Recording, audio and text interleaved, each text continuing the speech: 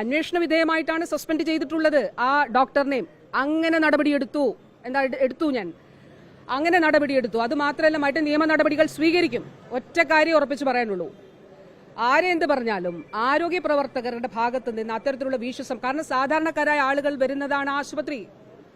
ആ ആശുപത്രിയിൽ ഒരു വിശ്വാസത്തിന്റെ പുറത്താണ് ഡോക്ടർമാർ. അത് സ്വകാര്യ ആശുപത്രിയാണെങ്കിലും സർക്കാർ ആശുപത്രിയാണെങ്കിലും അതിലൊരു കാരണവശാലും പിഴവുകൾ ഉണ്ടാകാനായിട്ട് പാടില്ല. ആ വ്യക്തികൾ, ആ കുടുംബം അനുഭവിക്കുന്ന വേദനയ്ക്ക് ഒരു എന്ത് പകരം വെച്ചാലും അത് പകരമാവില്ല.